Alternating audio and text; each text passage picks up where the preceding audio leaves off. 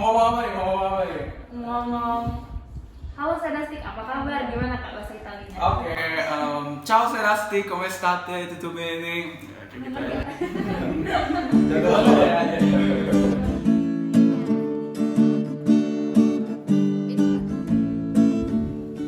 Hola Sedastik, it's time to hear podcast. Mendengarkan cerita bersama kami, percakapan berkesan dan asyik. Assalamualaikum Sedastik. Kembali lagi bersama kita di Podcast Apose. Jadi hari ini kita kedatangan satu tamu yang keren banget nih. Siapa nih Kak Auka? Beliau adalah Kak Muhammad Akbar Putra. Beliau merupakan alumni SMA Negeri 6 Palembang dan juga pernah menjabat jadi ketua umum MPK nih. Oh ya, kakak ini juga pernah belajar di luar negeri yaitu Italia selama 8 bulan loh. Keren banget gak sih? Iya dong. Jadi di sini tuh banyak yang nanya nih Kak.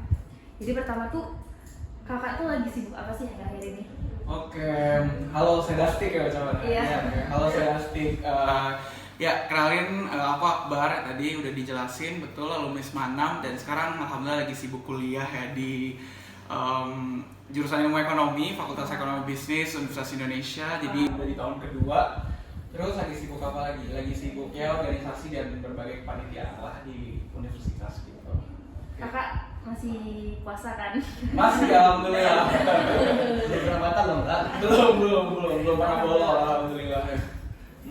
Jadi Sedastik ini ada yang nanya Kak, kira-kira hal yang membuat kakak tertarik dalam ikut program pertukaran pelajar di luar negeri itu apa sih? Oke.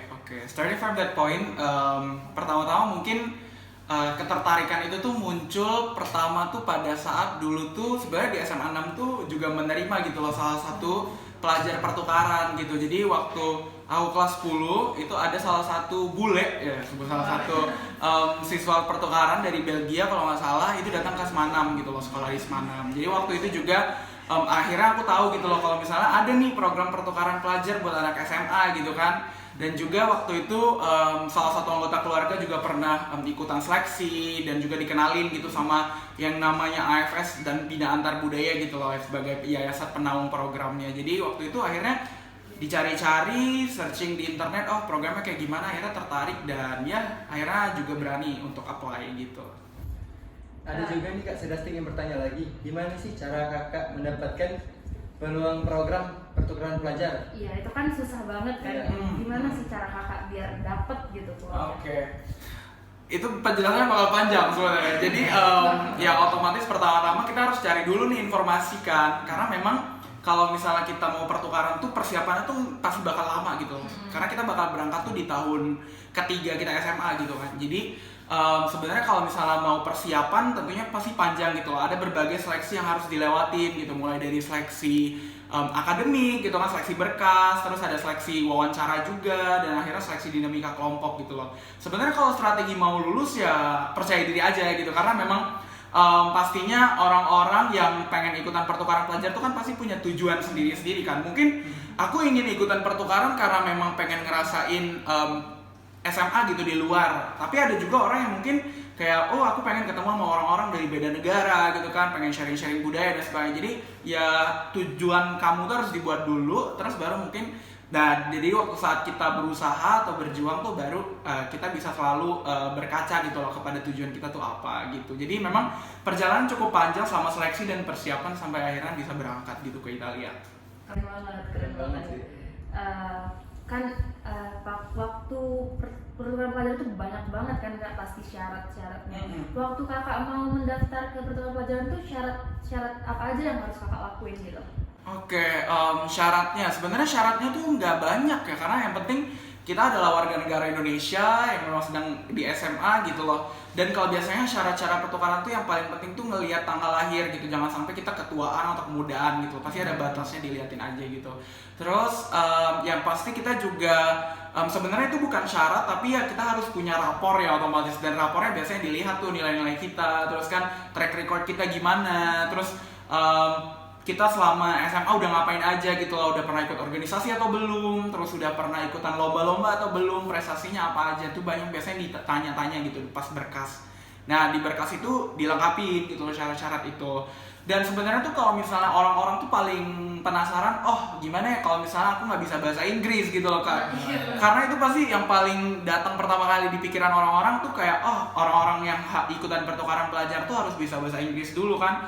Sebenarnya itu nggak mutlak sih, tapi ya mereka bakal menanyakan gitu loh, kira-kira kamu bahasa Inggris kamu seberapa bagus sih atau seberapa handal sih kamu dalam berbahasa Inggris. Karena mau nggak mau nih kalau misalnya kita keluar negeri, ya bahasa pengantar yang orang-orang paling banyak tahu itu adalah bahasa Inggris gitu kan.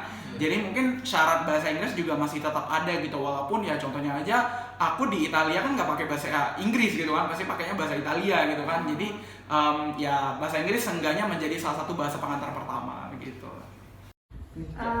Kan kakak kan di sana belajar bahasa Italia.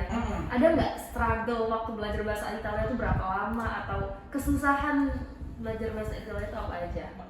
Ada tentunya. Belajar bahasa Italia tuh ya bahasanya cukup berbeda, walaupun memang ya karakternya masih sama gitu, masih pakai huruf Latin gitu kan, alfabet Latin, cuma cukup berbeda dari bahasa kita, cukup banyak yang harus dimulai gitu. Karena memang aku waktu pertama kali datang ke sana tuh belum bisa sama sekali gitu loh, cuma bisa ya paling sebutan hai, halo, selamat pagi, apa kabar, yang kayak gitu doang kan. Nah jadi kalau misalnya ditanya gitu loh, kira-kira gimana sih belajar bahasa di sana, sulit atau enggak? Ya sulit gampang, karena memang aku butuh sekitar 3 bulanan lah untuk bisa seenggaknya untuk ngobrol gitu sama orang-orang gitu kan.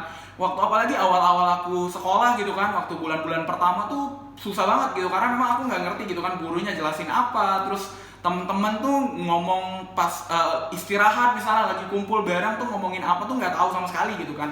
I have no idea gitu mereka ngomongin apaan gitu. Jadi kayak ya awal-awal tuh rada hektik gitu belajar bahasanya, karena memang karena memang mereka tuh jarang gitu lah yang mungkin mau pakai bahasa Inggris gitu bareng-bareng kita gitu kan.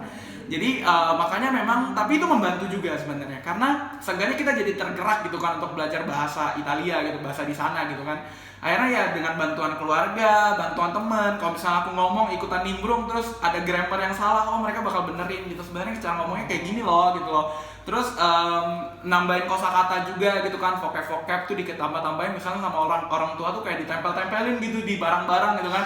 Oh ini bahasa Italinya ini gitu loh, bahasa Itali kaca tuh ini gitu kan. Jadi kayak seenggaknya waktu keliling-keliling di rumah gitu lagi waktu kosong ya seenggaknya bisa nambah-nambah vocabulary gitu. Dan aku juga biasanya alhamdulillahnya dari program tuh dapat program kursus gitu, kursus bahasa Itali selama kurang lebih 3 bulanan. Jadi kayak cukup membantu juga buat aku untuk bisa belajar dan improve bahasa Itali gitu. Gimana kalau kita minta ke Akbar buat sapa sedastik pakai bahasa Itali nih Kak Akbar? Boleh ya.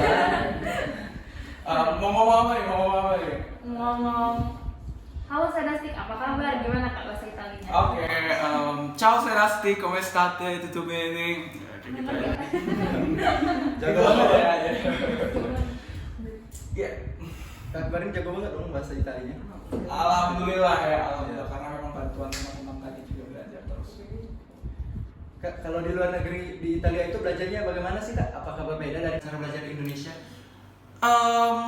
Cukup berbeda.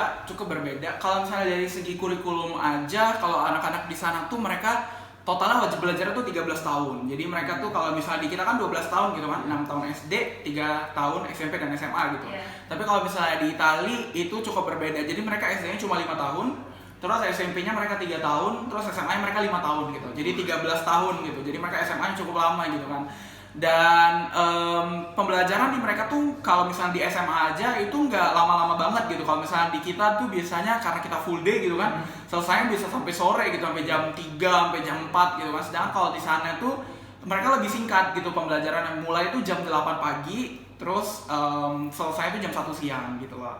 Dan jurusannya juga cukup banyak gitu. Dan menurut aku juga lebih accommodating, karena memang mereka anak-anak di sana tuh diberikan pilihan lebih banyak gitu loh. Kalau misalnya di kita kan jurusan SMA biasanya cuma IPA atau IPS atau bahasa gitu kan, atau enggak kalau misalnya mau masuk ke yang agak lebih menjurus itu ke SMK gitu.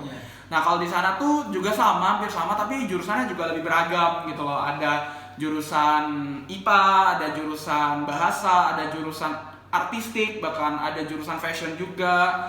Ada yang ilmu sosial bahkan dibagi 2, ada yang ilmu sosial ke ekonomi, ada yang ilmu sosial beneran ke sosiologi gitu loh. Jadi ya cukup akomodasinya mereka untuk kependidikannya juga cukup tinggi gitu loh. Dan aku kebetulan kemarin tuh dapatnya di jurusan bahasa, jadi aku memang belajar bahasa di sana. Ada juga nih Kak, saya nanya. Soalnya kan kalau di Italia tuh kan gimana sih cara biar kita dapat teman yang banyak gitu? Gimana cara Kak Akbar bersosialisasi di Italia kayak gitu? Oke. Sebenarnya kunci pertama itu adalah jangan takut sih, karena memang ya gini, kita kan pas datang ke sana tuh sebagai orang asing gitu loh. Dan kita tuh masuk ke circle-nya mereka, bukan mereka gitu loh yang masuk ke circle kita. Jadi kita harus menjadi orang yang cukup berani gitu untuk mulai approach pertama kali gitu. Jadi jangan sampai ya kita nunggu mereka, karena pasti nggak bakalan habis gitu kan. Kita mau nunggu sampai berapa lama gitu sampai mereka mau deketin kita gitu kan. Ya udah kita nih yang deketin mereka pertama kali gitu loh.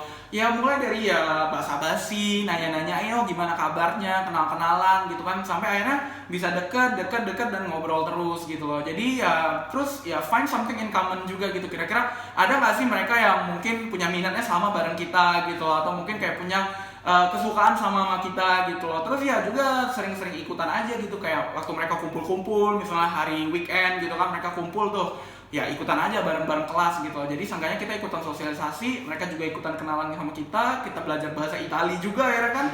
Jadi sama-sama bisa menguntungkan gitu. Jadi kita juga belajar bahasa di sana, kita dekat sama mereka, punya teman baru, ya akhirnya punya teman bahkan yang sampai sekarang aku masih kontak-kontakan gitu loh. Jadi ya kuncinya yang pertama pasti jangan pernah takut mulai untuk approach terus mereka. Terus juga kira-kira ya kalau peribahasa tuh pernah bilang kan, kalau misalnya di mana di mana bumi dipijak gitu kan, di situ langit dijunjung.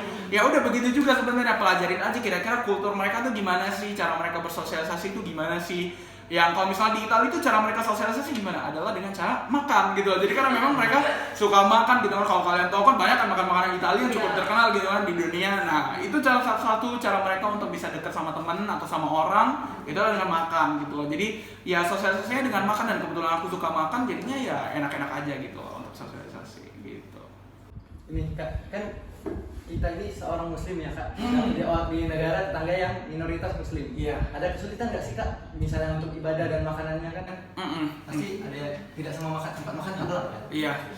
Iya betul, itu juga cukup menjadi tantangan ya, soalnya kan kita sebagai muslim yang ibaratnya tuh di negara yang kebanyakan tuh orang-orang non muslim gitu kan, otomatis itu akan menjadi sebuah tantangan bagi aku sendiri gitu waktu di sana, karena memang susah banget gitu untuk nemuin masjid gitu kan, karena masjid di sana pun kayak, apalagi aku tinggalnya bukan di kota-kota besar gitu loh, bukan kayak Roma, Milan kayak gitu, bukan. Jadi aku tinggalnya ya cukup kota yang cukup ya sedang ukurannya yang ada di Italia Utara gitu loh. Jadi yang nemuin masjid tuh rada susah gitu loh, karena memang masjidnya pun di sana bukan kayak di sini yang bentuknya kubah gitu kan, besar, enggak kayak gitu. Masjidnya paling tersembunyi gitu di ruko atau mungkin di mana gitu. Jadi susah banget untuk bisa nemuin gitu loh untuk masjidnya sendiri. Dan untuk makanan ya pastinya susah ya otomatis bagi kita untuk bisa, karena makanan mereka juga salah satu dietary-nya adalah pork gitu kan, karena mereka juga pasti punya makanan itu gitu. Jadi kayak ya kita sebagai muslim ya pandai-pandai kita jaga aja gitu loh, gimana caranya kita juga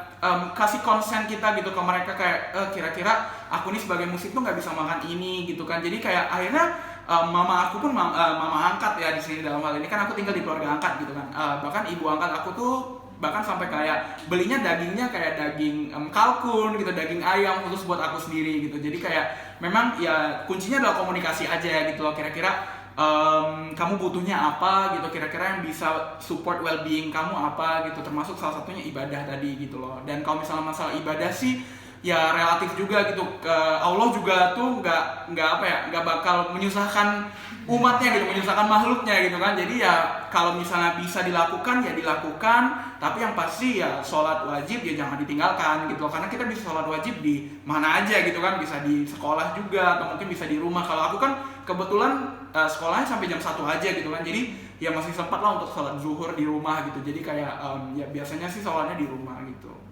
Tadi kan kakak bahas tentang keluarga angkat, ini tertarik nih kak, gimana sih sistem kayak keluarga angkat di Italia itu gimana? Dapatnya gimana? Terus tinggalnya tuh gimana cara menyesuaikan ya? Oke. Sebenarnya keluarga angkat tuh bukan menjadi salah satu kerepotan kita, karena memang dari yayasan yang tempat aku berangkat aja itu pasti mereka bakalan cari gitu loh keluarga angkat kita gitu. Dan sistemnya tuh adalah volunteering, jadi memang mereka tuh bersukarela gitu loh untuk membuka rumah mereka bagi para pelajar gitu dari luar negeri gitu yang sedang ikutan pertukaran. Dan waktu itu ya aku dipilih sama keluarga mereka gitu loh untuk jadi siswa yang mereka angkat gitu, yang mereka hosting gitu di keluarga mereka gitu loh. Dan sebenarnya kalau misalnya diomongin apakah susah atau mudah gitu untuk bisa deket, mudah banget gitu loh, karena memang orang-orang Italia itu orang-orang yang cukup cukup terbuka, cukup hangat gitu loh. Jadi karena memang dari kitanya juga bisa menerima mereka, mereka juga bisa menerima kita, ya otomatis bisa masuk gitu loh kitanya. Dan nggak lama sih waktu aku untuk bisa deket sama mereka, sekitar 2 bulanan tuh udah deket banget gitu loh. Udah curhat-curhatan gitu, udah nanyain sekolah gimana, belajar gimana, perasaannya gimana sekarang, itu udah kayak ya jadi keluarga, beneran keluarga aja gitu loh. Akhirnya juga aku bisa spend banyak waktu sama mereka juga gitu kan akhirnya di Italia. Dan sampai sekarang pun aku masih komunikasi gitu loh sama mereka. Jadi kayak menjadi salah satu keluarga yang memang keluarga beneran gitu akhirnya. Tadi kan kita nih ngomongin program pertukaran pelajar ya kak ya. Program apa sih yang kakak dapat, yang kakak pilih di tempatnya? Oke, jadi ya tadi kita banyak bicara tentang program ya. Ini aku ikutannya program AFS namanya. AFS itu kepanjangannya adalah American Field Service. Jadi memang AFS itu adalah salah satu dulunya tuh waktu zaman Perang Dunia II tuh AFS itu adalah program sukarelawan gitu untuk menolong korban-korban perang gitu loh yang sedang ada di Perang Dunia Kedua gitu. Dan mereka kayak membantu tentara-tentara Amerika gitu yang sedang mungkin terluka gitu kan. Dan tapi mereka akhirnya lambat laun bertransformasi menjadi salah satu organisasi penyambung budaya gitu loh. Jadi salah satu motonya juga adalah connecting life, sharing culture gitu. Jadi mereka menghubungkan kehidupan dan juga mereka membagikan budaya. Jadi mereka beneran berfokus di pertukaran pelajar antar negara gitu. Banyak banget negaranya, bahkan puluhan, bahkan ratusan gitu. Dan Indonesia adalah salah satunya gitu loh. Dan program itu merupakan program banyak. Ada yang programnya tahunan kayak aku, ada yang programnya semester, ada program short yang cuma 3 bulan, ada yang programnya lebih short lagi bahkan cuma 1 bulan gitu, summer biasanya. Dan ya mereka banyak program-program dan banyak negara juga gitu loh. Dan biasanya ya programnya tuh dibuka biasanya berjalan tuh mulai bulan Agustus kayak kita biasa gitu, bulan Agustus sampai biasanya kalau misalnya tahunan tuh berakhirnya bulan Juli gitu. 8 bulan di sana tuh pernah homesick nggak sih kak? Kayak kangen pulang ke Indonesia, kayak gimana sih cara kakak ngatasin homesick gitu? Oke. Sebenarnya tuh kalau mau dibilang waktu pasti lama gitu kan. Apalagi sebenarnya tuh aku bukan 8 bulan, 10 bulan kalau. 10 bulan. Jadi 10 bulan memang di sana pasti pernah homesick gitu. Sebenarnya tuh aku nggak pernah homesick karena memang keluarga aku tuh nganggap aku keluarga beneran gitu. Apalagi aku di keluarga angkat aku itu adalah anak terakhir gitu, anak bungsu. Jadi memang beneran cukup diperhatikan gitu di saya, dikasih apa-apa gitu kan.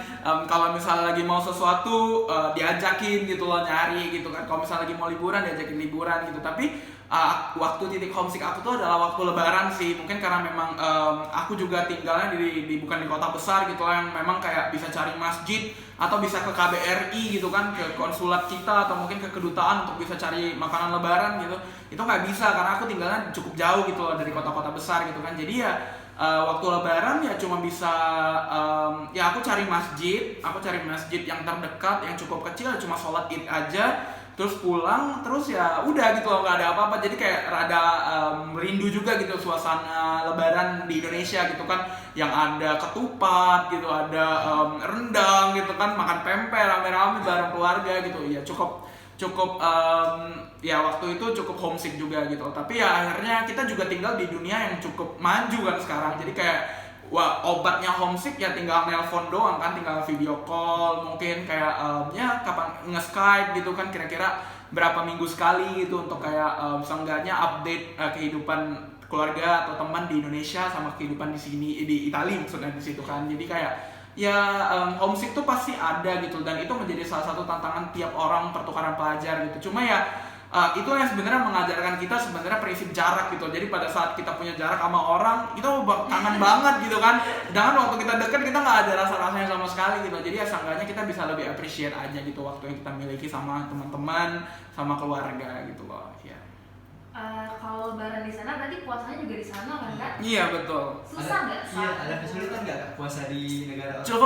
Cukup sulit karena ya puasa di negara sana otomatis aku menjadi salah satu orang yang sendirian gitu kan puasa kan, kayak keluarga aku nggak ada yang puasa juga gitu loh. Bangun sahur juga sendiri, dan kebetulan puasa waktu di tahun 2018 tuh di sana itu lagi pas summer gitu, lagi pada saat musim panas gitu loh, yang mana memang lebih hangat jatuhnya, temperaturnya juga lebih panas. Terus juga otomatis kalau summer di Eropa itu waktu matahari terbenam itu lebih lambat gitu loh. Jadi terbitnya lebih cepat, terbenamnya lebih lambat gitu loh. Jadi matahari terbit tuh jam 3 atau jam 4-an gitu. Jadi kayak aku harus sahur sebelum jam 3, dan matahari terbenam tuh sekitar jam 9 malam gitu kan, matahari itu baru turun. Jadi bukanya juga jam 9 otomatis kan. Jadi ya cukup berat sebenarnya untuk puasa gitu loh di sana, karena memang cukup lama juga waktu. Kalau di sini kan cuma 12 jam gitu kan, kurang lebih ya, di sana pasti lebih gitu kan. Jadinya ya cukup capek juga, masih sekolah juga gitu kan. Cukup berat, cuma akhirnya bisa tetap dijalankan karena memang ya udah keluarga juga dukung gitu loh, kayak ya udah kamu puasa aja gitu, ngikutin agama kamu gitu loh. Jadi ya akhirnya bisa puasa dan bisa penuh juga, alhamdulillah.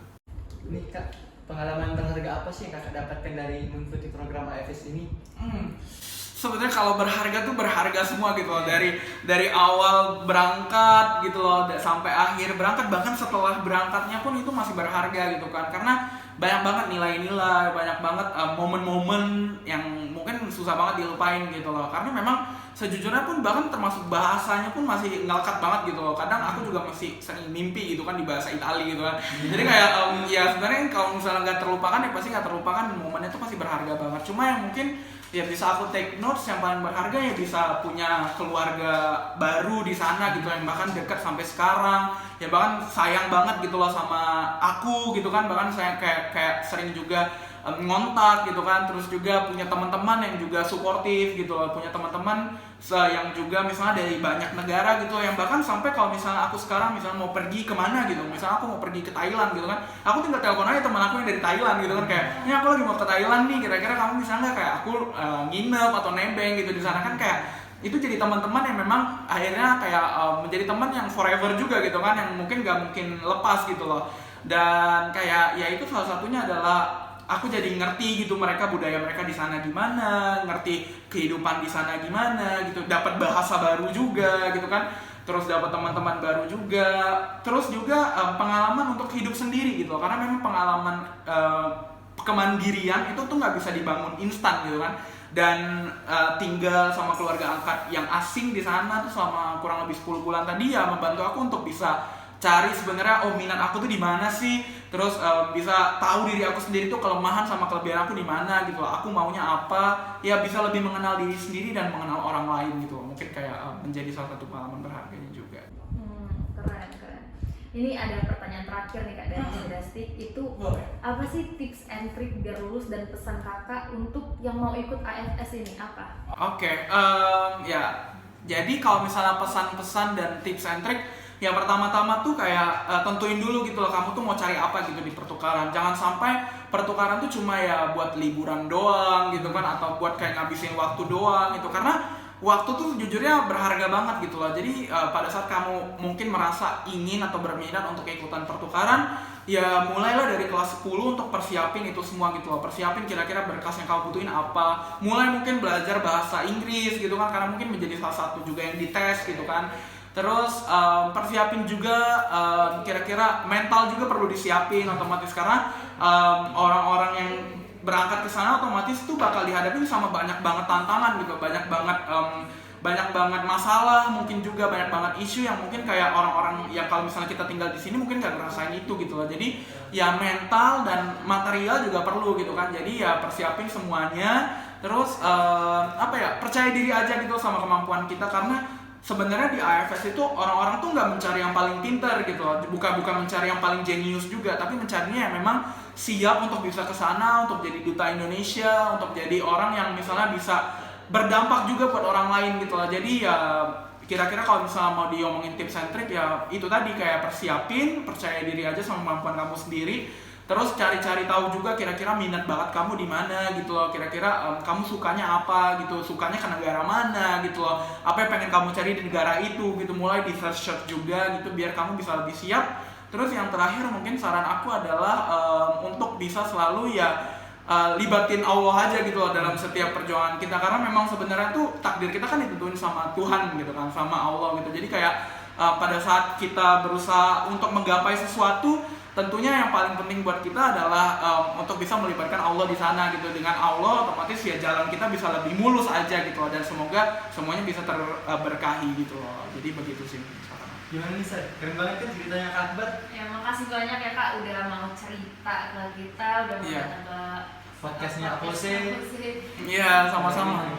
Sebenarnya makasih juga buat Apose ya namanya tadi, buat Iya. Seda untuk udah ngundang aku juga. It's been a pleasure juga untuk bisa berbagi gitu sama kalian semua gitu, karena memang pertukaran tuh bukan sebuah hal yang kecil gitu, itu adalah sebuah hal yang besar gitu, dan banyak orang mungkin nggak punya banyak kesempatan yang sama gitu untuk pertukaran. Jadi ya buat teman-teman yang mungkin lagi nonton ini, kalau misalnya minat, kalau ada minat terus ada keinginan ya kejar aja gitu loh, nggak ada salahnya punya mimpi gitu kan. Siapa tahu nanti ada aja gitu loh jalan menuju ke mimpi kalian itu gitu. Jadi kayak ya udah yakin. Thank you banget Seda buat mengundang aku hari ini. Terima kasih ya Sedasti yang udah dengar podcast ini, dan semoga bermanfaat bagi kalian yang mau ikut, mengikuti program pertukaran pelajar. dan sampai jumpa di Podcast Apose selanjutnya. Terima kasih. Wassalamualaikum warahmatullahi wabarakatuh.